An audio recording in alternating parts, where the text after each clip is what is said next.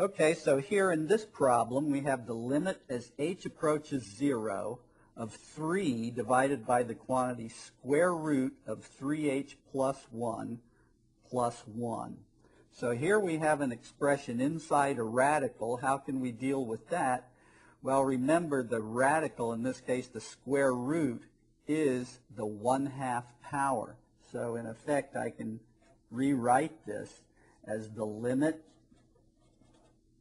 as h approaches 0 of 3 divided by 3h plus 1 to the 1/2 power plus 1. And so now I can start applying my limit laws, in effect, to really belabor every point here. We would say, okay, it's the limit of the numerator divided by the limit of the denominator, and of course the numerator being just the constant 3, that the numerator limit is 3. And down here we have the limit as h approaches 0 of the quantity 3h plus 1 to the 1/2 power plus 1. And now our sum rule tells us that the limit of the denominator is in effect the sum of the limits of these two terms. Well, of course, the limit of 1 is 1, and so we end up with 3 divided by the limit as h approaches 0 of 3h plus 1 to the 1/2 power, all that, plus 1. Now remember, in effect, I've applied the quotient rule here in my first step. Keep that in mind. So if we were to end up with 0 in the denominator as a result of all this calculation, then we have to keep in mind that our first step was invalid. But in any case, we're proceeding, and so what does our power rule tell us to compute the limit as h approaches 0 of some quantity to the 1/2 power? It would be simply the limit of what's inside raised to the 1/2 power. That is, we now have limit as h approaches 0 of 3h plus 1, all raised to the 1/2 power plus 1 in our denominator. So now we can easily finish this one off. Our sum rule tells us the limit as h approaches 0 of 3h plus 1 is simply 1 plus the limit as h approaches 0 of 3h.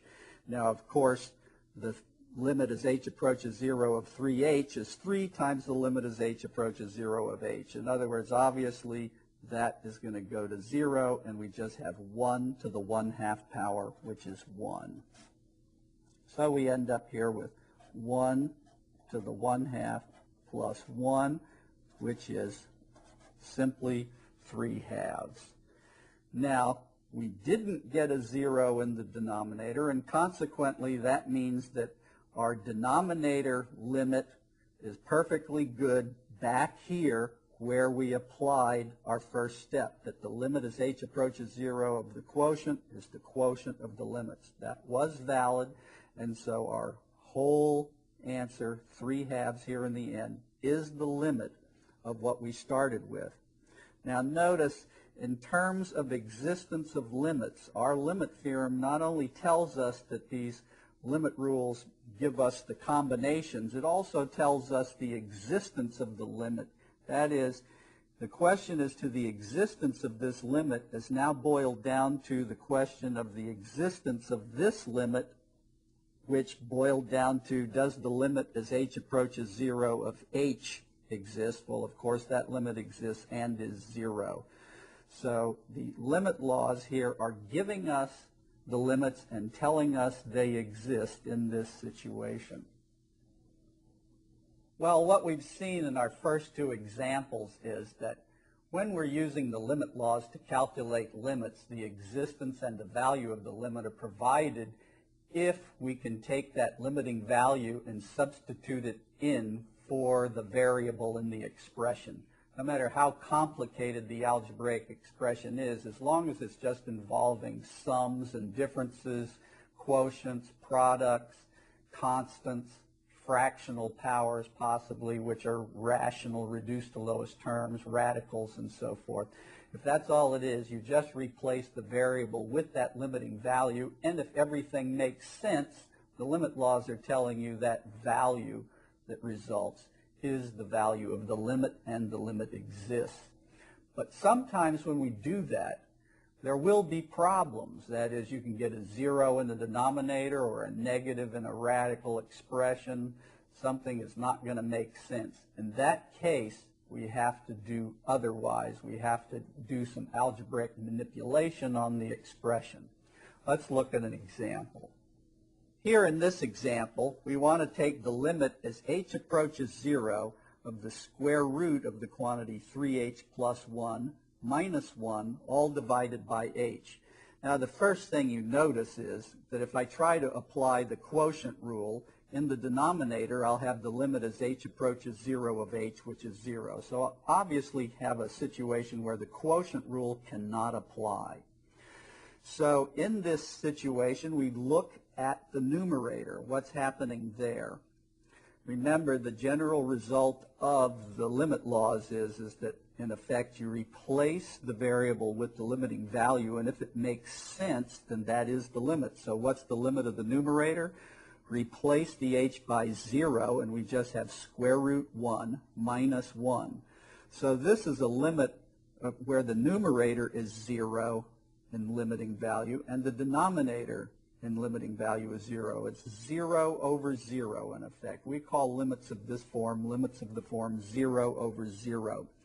So in this situation where you see a radical minus something or a difference of two radicals, the trick here, which is very often the thing that will solve the problem, is to multiply top and bottom by the sum of the exact same two terms. In this case, replace that negative sign with a plus sign.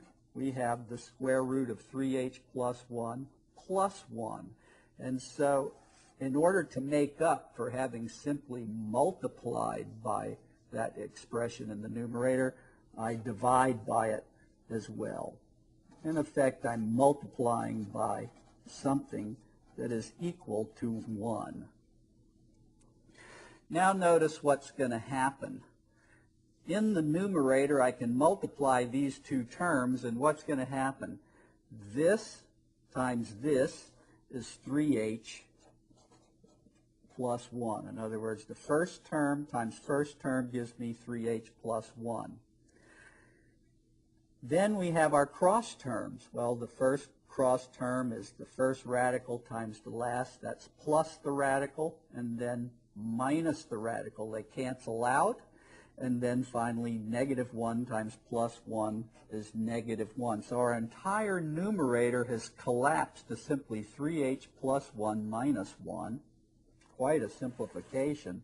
And our denominator is h times that expression that we multiplied by in the denominator, square root 3h plus 1 plus 1.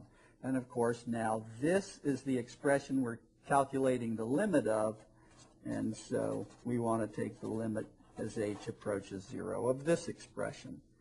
Well, first off, we see right away the plus 1 and the minus 1s cancel out. When I do that, notice this numerator is just simplified to 3h. Now, as a second cancellation, I can cancel the h's, and I'm going to denote that by 2 crosses through the h like that. And so our numerator is now a 3, and there is no h in the denominator in this factor here all by itself. The only place the h appears is inside the radical. So now let's try again. Let's see what we've simplified this to. We have the limit as h approaches 0 of simply the 3